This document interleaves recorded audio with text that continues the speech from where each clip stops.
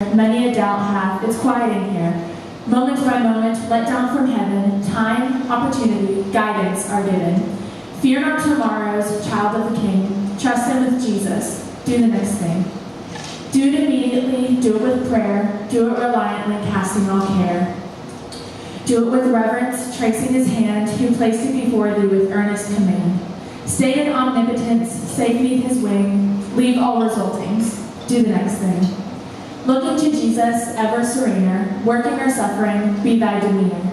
In his dear presence, the rest of his calm, the light of his countenance, be thy song. Strong in his faithfulness, praise and sing. Then, as he beckons thee, do the next thing. Rudyard Kipling wrote this poem to honor a man he deeply admired named Jameson. What is most noteworthy is by human standards, Jameson was a failure. He led a battle in which 30 of his men perished, and he proceeded to surrender in order to protect any further loss of life. What Kipling saw in his imprisoned and failed comrade was courage, strength, tenacity, and perseverance. As a woman, there will be many days when the culture, your own heart, and life itself will take shamefully with your failures.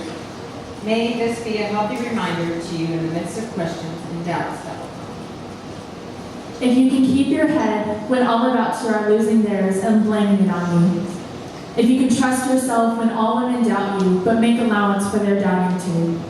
If you can wait and not be tired by waiting, or being lied about, don't deal in lies, or being hated, don't give way to hating, and yet don't look too good, nor talk too wise.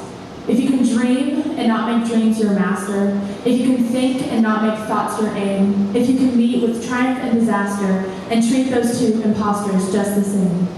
If you can bear to hear the truth you've spoken, twisted by knaves to make a trap for fools, or watch the things you've given your life to broken, and stoop and build them up with worn-out tools. If you can make one heap of all your winnings, and risk it on one turn of pitch and toss, lose and start again at your beginnings, never breathe a word about your loss. If you can force your heart and nerve and signing to serve your turn long after you're gone, and so hold on when there's nothing left in you except the will that says hold on. If you can talk with crowds and keep your virtue, or walk with kings nor lose the common touch, if neither loving friends nor foes can hurt you,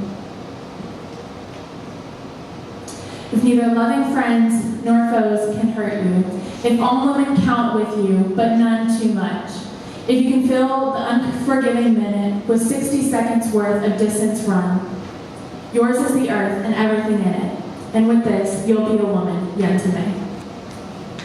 At the University of Paris on April 23, 1910, Theodore Roosevelt delivered one of the most famous speeches and eloquent speeches. Roosevelt's Man of the Arena speech was originally called Citizens in the Republic, and expounded on how the preservation of the Republic required active and virtuous citizens.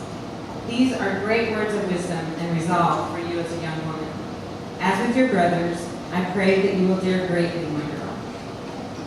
It is not the critic who counts, not the man who points out how the strong man stumbles, or when the doer of deeds could have done them better.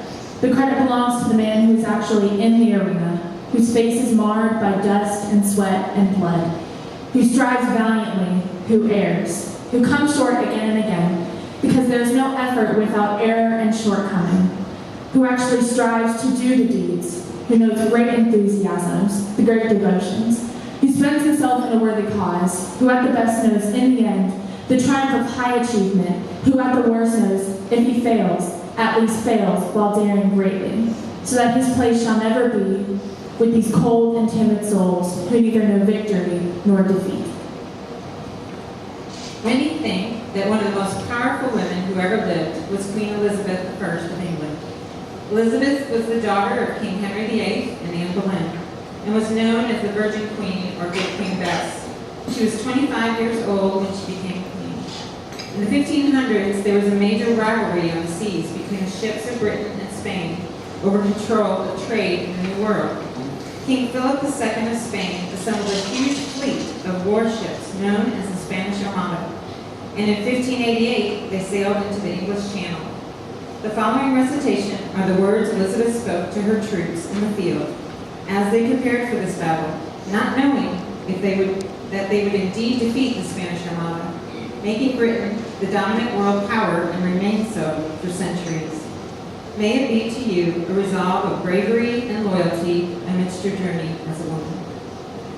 My loving people, we have been persuaded by some that are careful of our safety to take heed how we commit ourselves to armed multitudes for fear of treachery.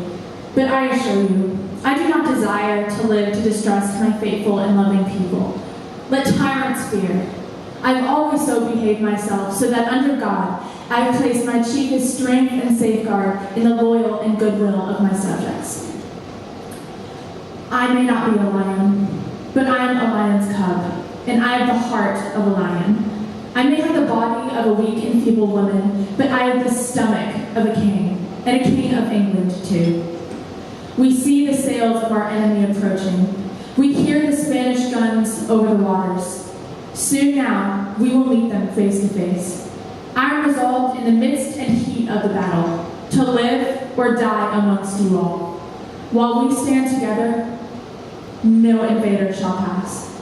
Let them come with the armies of hell, they will not pass. And when the day of the battle is ended, we meet in heaven or on the field of victory. When we think of David's sin with Bathsheba, we usually consider the events surrounding the incident, but we seldom ponder the valuable lessons to be gleaned from the life of Bathsheba herself. This chapter of Proverbs tells of Bathsheba's teaching as a mother, but also as a wife of the king. There's so much more here than just providing a list of suggestions for how to be a good wife.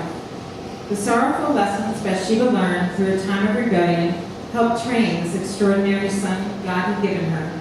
She is a redemptive example of not allowing sin to rob the rest of your life, and how the Lord uses even our sin to grow wisdom in us and for the next generation. Beginning with some royal wisdom, listen for Bathsheba's wisdom as her son Solomon writes the oracle his mother taught him in the following recitation. A wife of noble character who can find, she is worth far more than rubies. Her husband has full confidence in her all the days of her life. She selects wool and flax and works with eager hands. She is like the merchant ships, bringing her food from afar. She gets up to let a still night. She provides food for her family and portions for her female servants. She considers a field and buys it. Out of her earnings, she plants a vineyard. She sees that her trading is profitable and her lamp does not go out at night. In her hand, she holds a distaff and grasps the spindle between her fingers. She opens her arms to the needy and extends a hand to the poor. When it snows, she has no fear, for her household is clothed in scarlet.